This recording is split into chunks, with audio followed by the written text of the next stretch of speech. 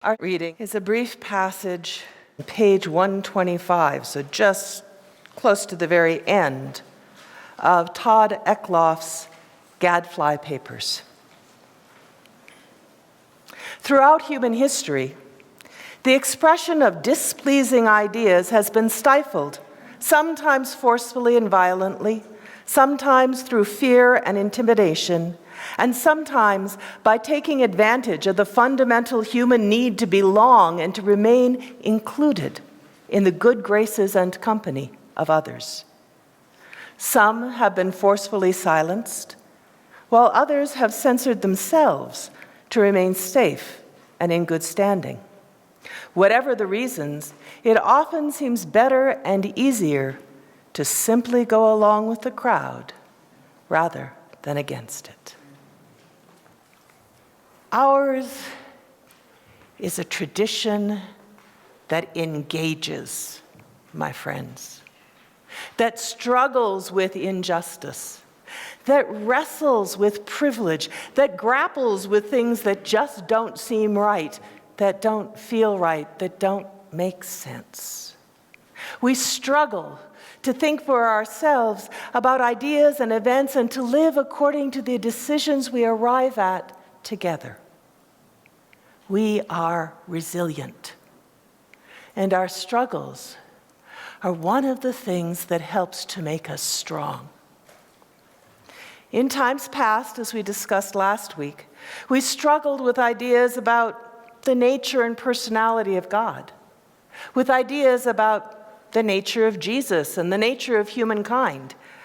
More recently, we've been struggling with prejudice and privilege and a deep desire to create a beloved community which honors the earth and supports the inherent worth and dignity of every single person. Within Unitarian Universalism, there is no one right way to do this.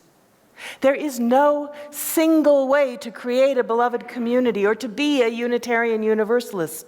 There is no correct way to interpret history or scripture. Instead, our tradition teaches that each individual contains within themselves that likeness to God that Channing called our moral sense, our reason, our conscience. And we are called, as Unitarian Universalists, to each one of us to use it. When a Unitarian Universalist minister is called to a pulpit, they are called to speak their conscience, to articulate the truth as they understand it. They are not called to preach a party line, nor to preach the congregation's preference. They are called to speak their own truth. And the congregation, in turn, each one, young or old, is asked to listen and to make up their own mind about what it is they hear the preacher say. It's called freedom of the pew and freedom of the pulpit. And it grows out of our mutual care and respect for one another. Alice Blair Wesley tells a story about one of our New England congregations during the time of the Civil War. And it just so happened that the minister and the majority of the congregation ended up on opposite sides of that particular debate.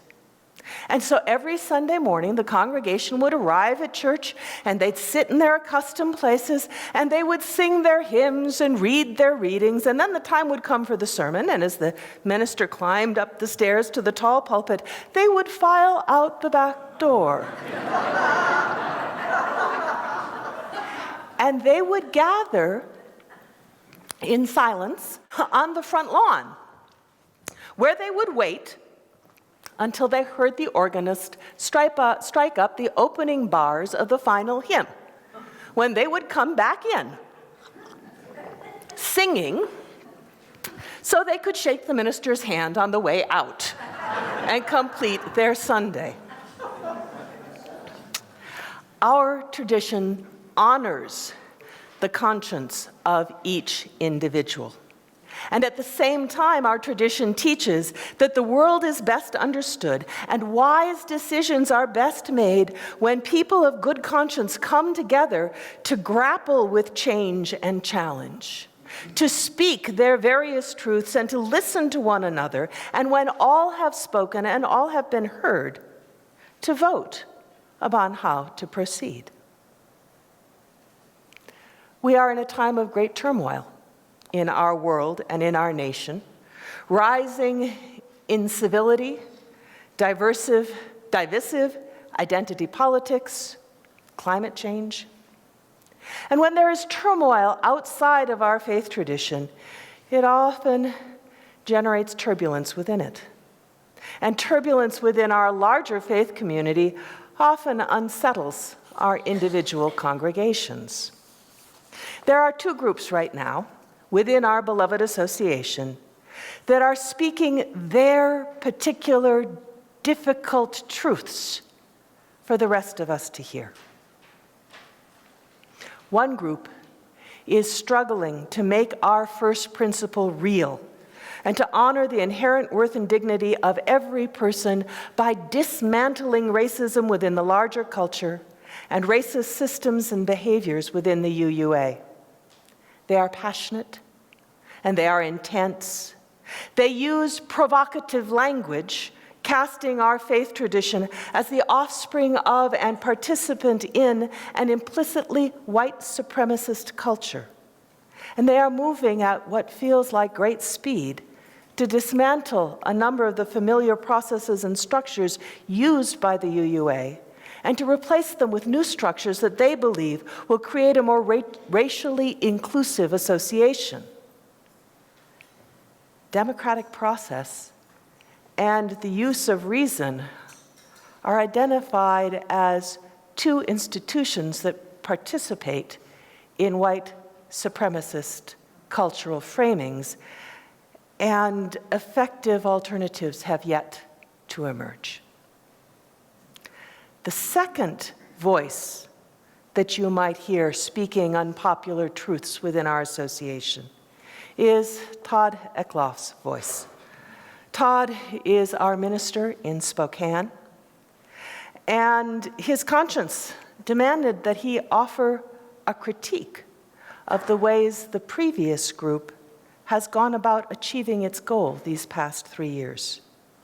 Reverend Todd Eckloff printed his critique in that little book called The Gadfly Papers, and he distributed that book at our most recent General Assembly.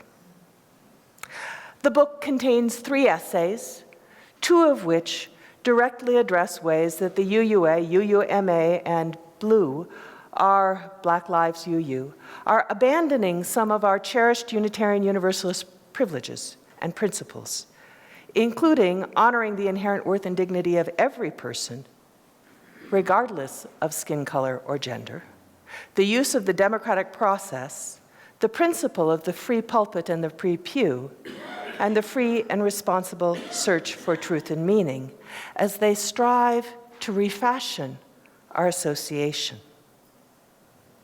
Now, there is nothing intrinsically wrong with either party holding their own opinions or offering a critique of Unitarian Universalism, which both have done. In fact, a decade ago, Tendayaka offered a critique of anti-racist programming within the Unitarian Universalist Association.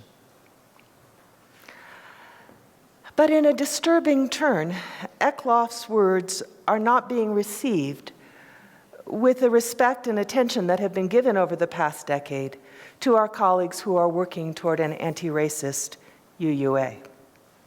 Eckloff is being treated like an old-style heretic, banished, banned, and censured.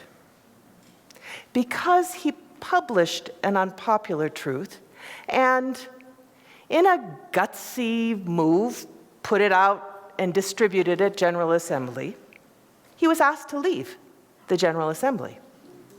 He was later invited back, but I am told that since he did not have a good offices person to companion him, he chose not to return. A group of clergy at GA wrote a letter telling people not to read his book. And a couple of weeks ago, like a week ago last Friday, the UU Ministers Association published a public letter of censure claiming that his book caused harm and was out of covenant. These tensions in our congregation are not new.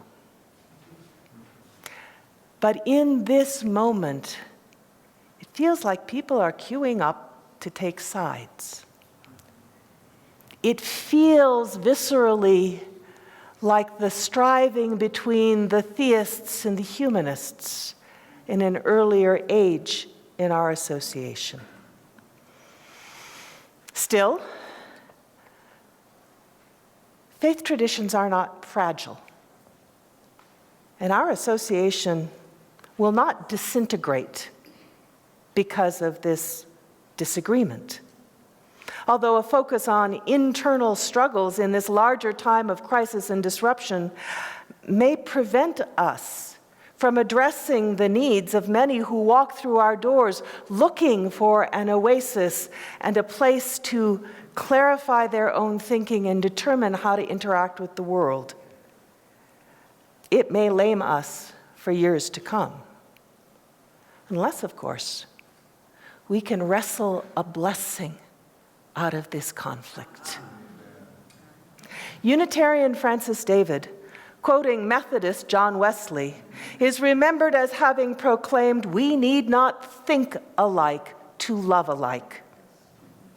We who are struggling with one another over how to transform Unitarian Universalism to better serve a changing world, we're not enemies.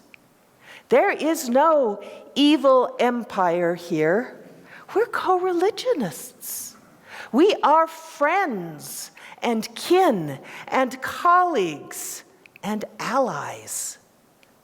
We can love each other and treat each other with respect and still disagree loudly about the right path of action.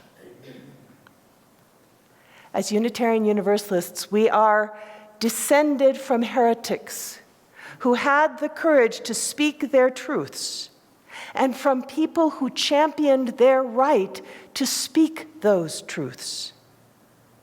As a community, we can choose, that's what heretics do, they choose, we can choose to welcome heresy. We can choose to create a space where people who have vastly different points of view can speak their conscience and be heard with respect. Dissent has an important place in our tradition and in our congregations. Dissenting voices, marginalized voices, and opposing voices all need to be heard. All perspectives need to be considered, especially those we find it difficult to listen to. We need to grapple with what we hear in our own hearts and in our minds and in our community. And those of us who've not yet added our perspective on the matter need to do our homework and then share what we discover. Where concerted action is required, we need to vote and make sure everyone feels welcome to do that. We're a small association, and yet we have a larger reach and impact than might seem possible. Part of our reach, part of our credibility, comes from our historic willingness to wrestle with the hard topics of our time long before others have even engaged them, and to wrestle with dignity and affection and mutual respect for one another. there is a deep connection that can grow from respectful striving.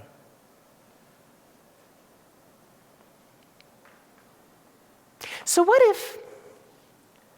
if we were to welcome our disagreements, friends, and welcome the struggles going on in our association?